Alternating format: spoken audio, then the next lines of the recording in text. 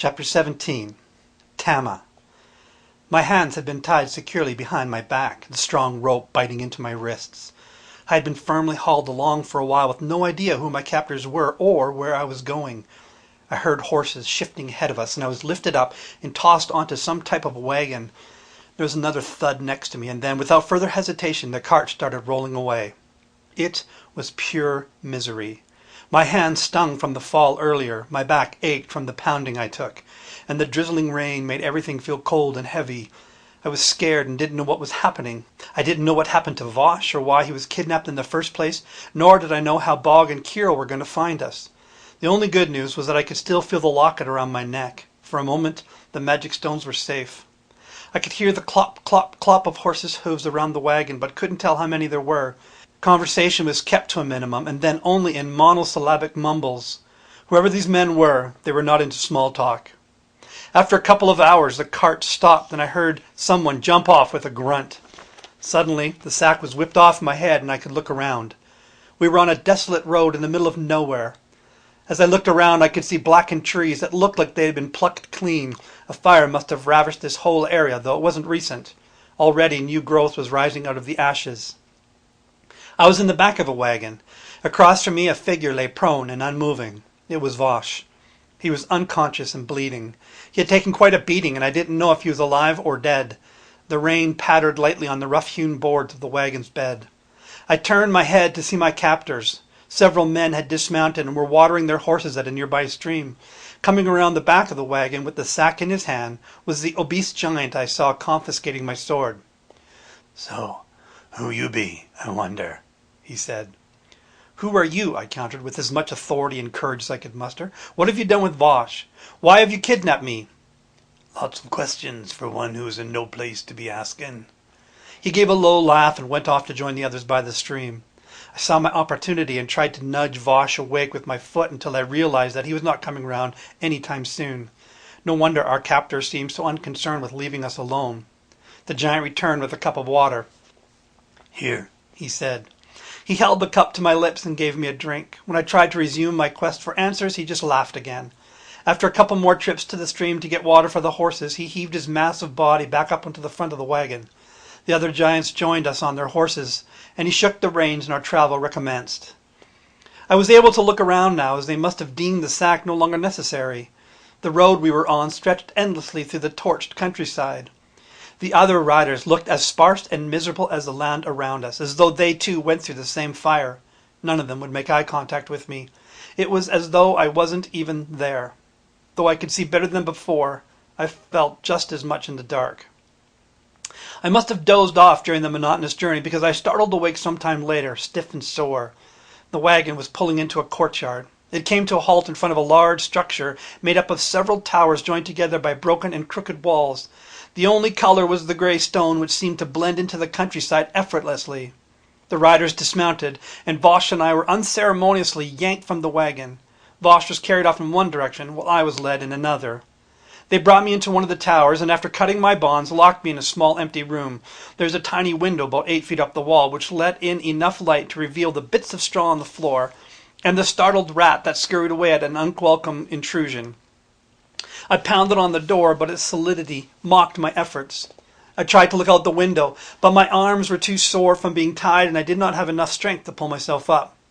Forced to surrender to my situation, I sat down on the straw with my back to the wall, rubbing life back into my swollen wrists and trying to make sense of what was going on. I was just considering how I could use the stones to escape when I heard keys being turned in the lock. I just had enough time to get to my feet when the door opened and a guard walked in carrying a loaf of bread, some meat, and a bowl of water. I chided myself for being unprepared for the opportunity to escape, but then only shook my head in frustration. It would have been impossible to get by the other two guards that stood there gaping at me. "Eat," the giant declared. "The master wants to see you."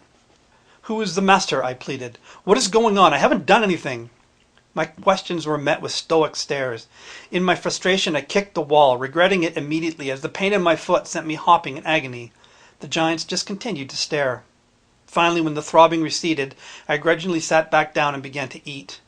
I reasoned that if they were going to kill me, they had ample opportunity to do so on the road, and the likelihood of the food being poisoned was very low. I was surprised at how hungry I was, but then I remembered that it had been close to 8 hours since I had shared breakfast with Bog and Kirill. I wondered again where they were and what sense they were making of all of this. After I had finished off the food, the giants made as if to go. "Come," demanded the one who had spoken earlier. Led by him and flanked by the others, we made our way to the central tower.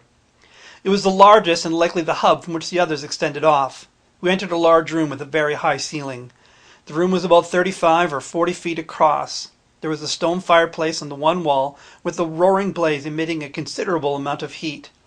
Near the fire was a large stone desk, and sitting behind it was a giant who was occupied writing something. I assumed this was the master. Without a word, the guards brought me in, sat me down on a stone chair that was in front of the desk. They promptly left, closing me in with the master. He never once looked up from what he was doing. When we were alone, the only sound in the room was the crackling of the flames and the scratching of his quill on the page. I wasn't sure what I was supposed to do, so I just sat there quietly, trying to gain as much understanding as I could by simple observance. The giant was very muscular, his sleeveless tunic revealing arms as thick as tree trunks. And yet, as he wrote, there was an obvious gentleness and dexterity to his movements that seemed incongruent with his powerful form. The glow from the fire danced around him, revealing a clean-shaven and handsome face. It also revealed markings that had been inked around the back of his bald head.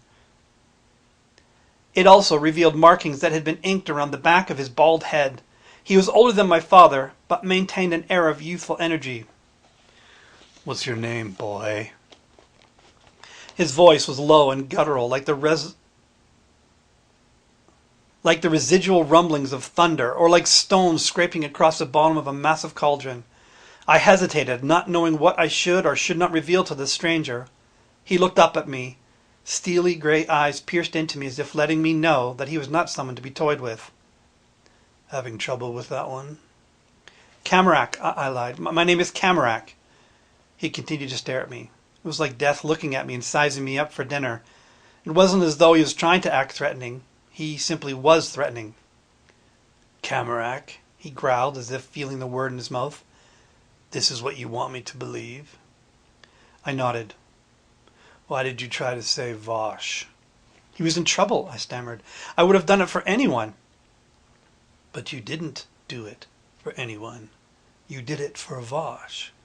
And now you have made things complicated for me." I'm sorry." He snorted. "Do you like poetry, Camarak?" His question startled me.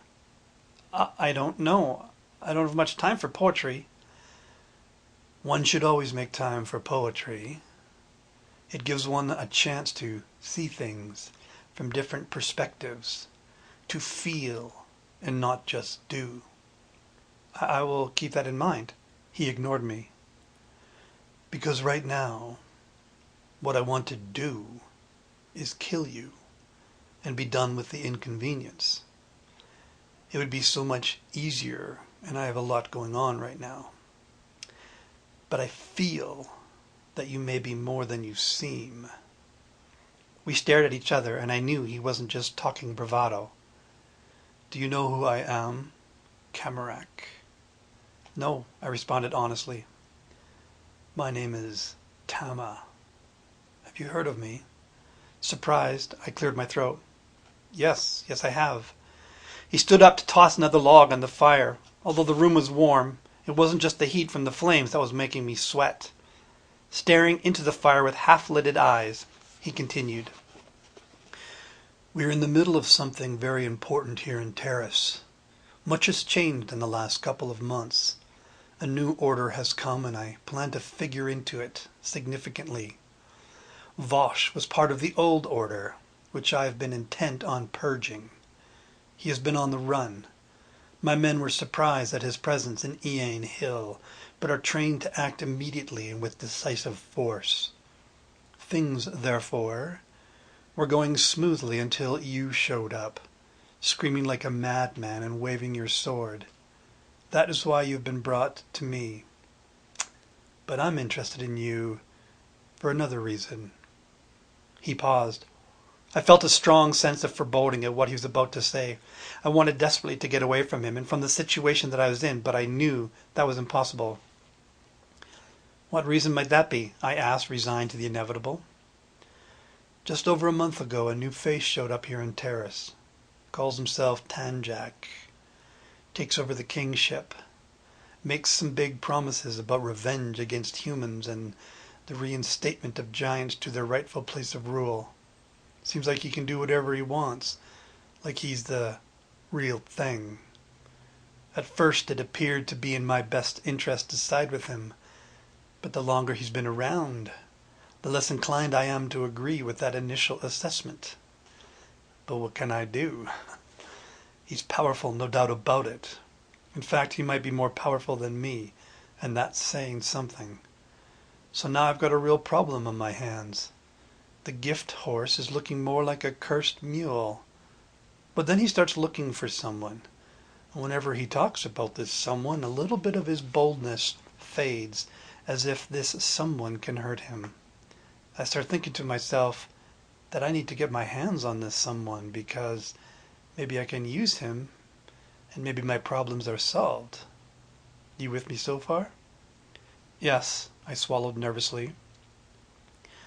So out of the blue, my men bring me you. And guess what? You match the identity of that someone exactly. Isn't that just a crazy thing? Crazy, I agreed. Now I'm wondering if you are that person, Camarak. He turned around from the fire and again fixed his eyes on me. There was no yield in those eyes, no quarter, no possibility of grace. I don't know, I said, madly trying to think my way out of this. I don't think so. Huh, Tama snorted. Then I guess I should just hand you over to him myself and let him decide if you are or not. He had me, of course. I couldn't go to Jack now, not like this. I had to think quickly. I come from his world, I said with as much boldness as I could muster. I followed him here. He knows I've been tracking him. I can stop him. Really? Tam asked. Cynical doubt laced his expression. Really, I said, trying to speak with unquestioning conviction. That's why he's looking for me. He wants to stop me before I stop him. Tama pondered this information as he rubbed his chin with his fingertips. He looked so familiar in that moment, but I couldn't figure out why. There was no way I could have met him before. Then the moment passed, and so did the twinge of memory. Why do you want to stop him? I have my reasons. How are you going to do it?